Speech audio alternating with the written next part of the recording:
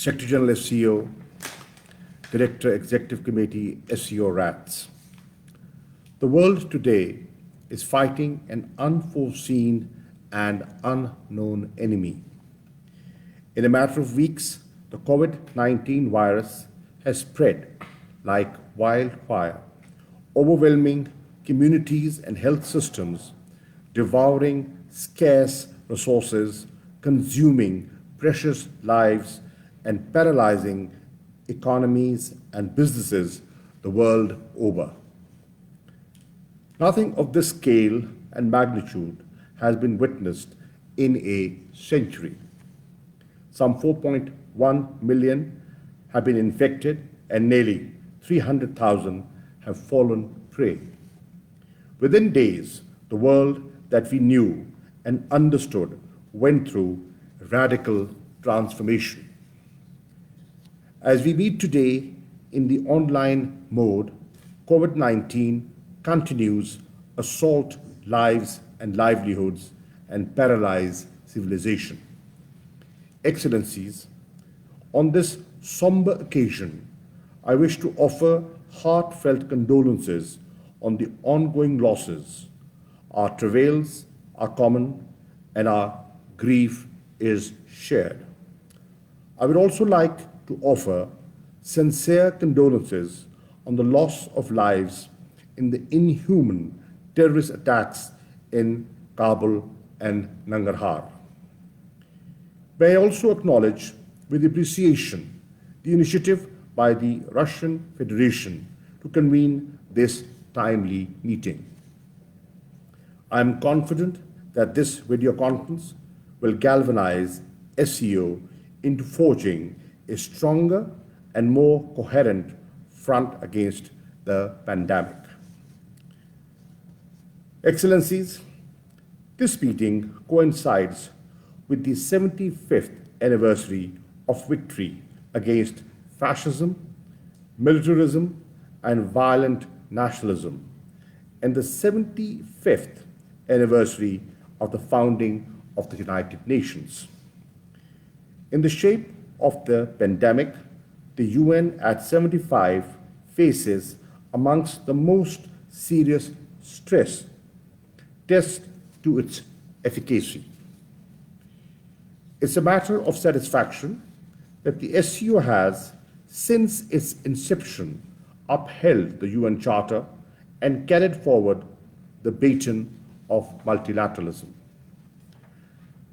As home to 40% world population and a quarter of its GDP, SCO region has all the technological, material, human, and financial resources needed to mount a successful effort to surmount the pandemic. Animated by the Shanghai spirit of common benefit, mutual trust, and mutual respect, SCO can lead the charge in forging a comprehensive regional response commensurate with the challenge. The People's Republic of China, in particular, offers one of the most effective and successful templates in this fight. Pakistan lauds China's responsible handling of this crisis at home and the generous support extended the world over, including Pakistan, to those in need. Excellencies, since its first case on the 26th of February 2020, Pakistan has pursued a carefully calibrated policy of containment.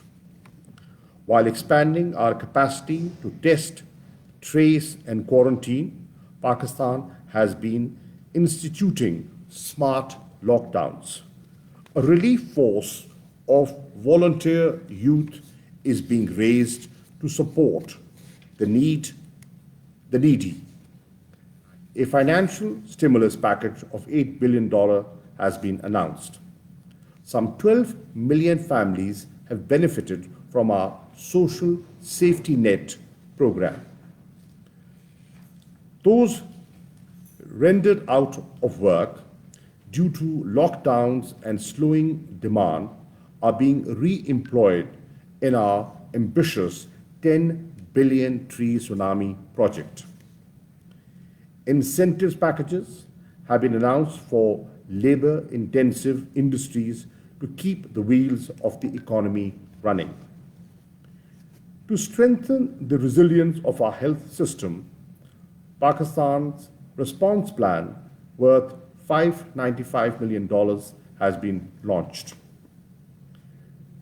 At over 30,000 cases and 737 deaths, it is not entirely clear if the situation in Pakistan has peaked. Although the number of infections is rising, with increased testing, we have not seen explosive rise in cases, and the number of fatalities have remained limited.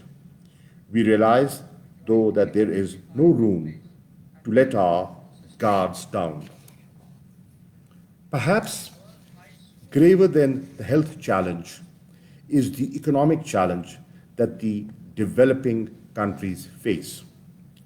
While Pakistan welcomes the debt restructuring measures initiated by the World Bank, IMF, and the G20, we feel more will be required. The Prime Minister's Global Initiative on Debt Relief for Developing Countries aims at a comprehensive plan of action of debt relief and restructuring to free up resources, shore up economies, and promote sustainable growth. SCO's role in coordinating our response to collectively confront this challenge will be crucial going forward.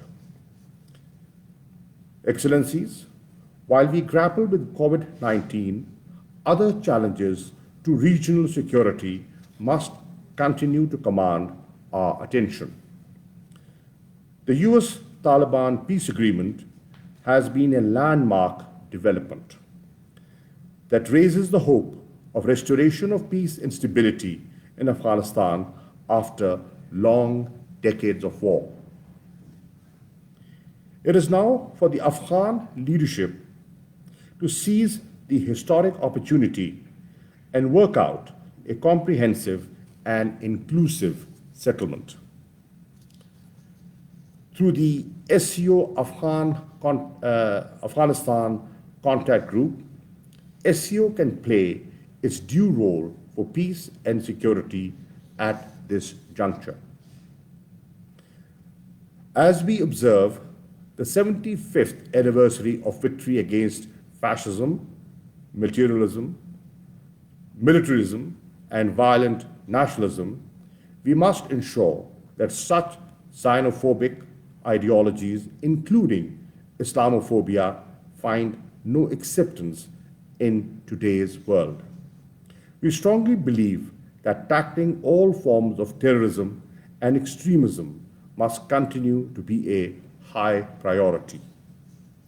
At the same time, we must not allow anyone to use terrorism-related allegations as a political tool to malign any country, race, or religion. We must condemn and hold accountable the perpetrators of state terrorism, including against people under illegal occupation. Excellencies, we welcome the proposed SCO agreement on cooperation in countering epidemics as well as the MOU between SCO and WHO. We reaffirm Pakistan's commitment to join the collective endeavors. To this end, allow me to make the following suggestions.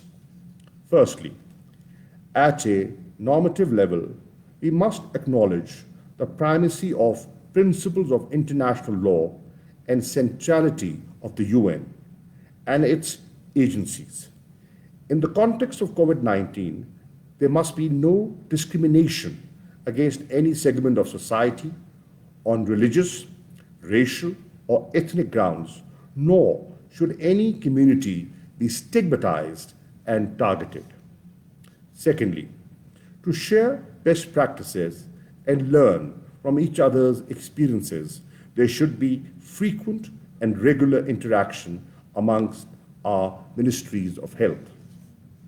Thirdly, we should develop mechanisms for pooling scientific and technical resources for joint research on a vaccine and possible cure for the virus. Fourthly, SCO countries should exchange views and perspectives on supporting the economically vulnerable sections of the society. Pakistan's proposal for the establishment of an SCO joint working group on poverty alleviation and Center of Excellence merits consideration.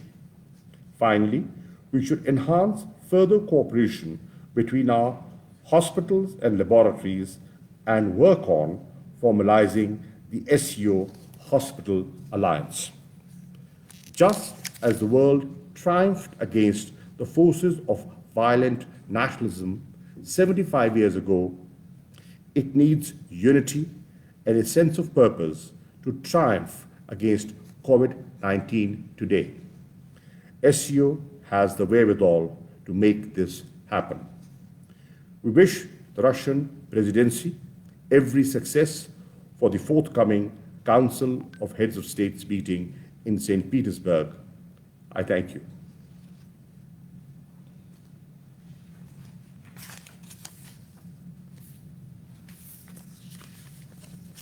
Now I'd like to give the floor to